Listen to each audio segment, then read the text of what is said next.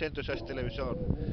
Mina olen Illar Kohvinevolt ja praegu ma olen siin Tori bussipeatuse juures ja tahaks natuke Tori bussipeatuse kanti teile tutvustada.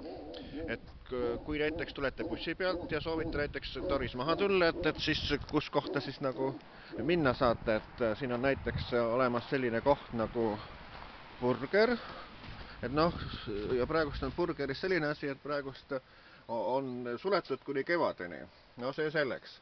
Aga kui on näiteks kibe häda, et on vaja minna näiteks jälle hädale, et kuidas siis minna saab, et siin on selline asi, et kõigepealt lähed siia, aga näed, siin on taba ukse ees.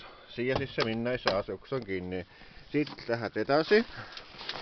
Kas siia saab sisse? Nii, võtab siit ukse lahti kenasti ja mis siit vastu vaatab?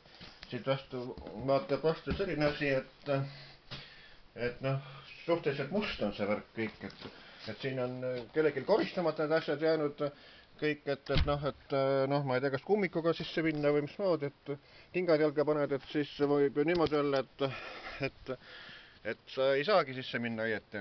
Aga noh, siin juba ammu see asi seisab niimoodi, et siin ei ole mingisugust koristamist toimunud, et kas siis endine burgeripidaja jätab koristamata või nii, et see on küsimärk.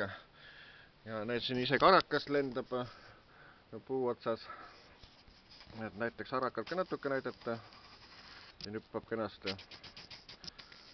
Nii, ja siis on see ajalooline Torise kõrtsijoone, kus koha peal ka sügise filmi võtteid tehti. Ja Tori on ju üldse selline kena koht muidu, et kui seda kemmergut nagu tähele ei paneks, mis must ja kole on, et siis näiteks Tori vaade, täna on 21. jaanuar aastal 2018 ja nii, et selline kena Tori vaade.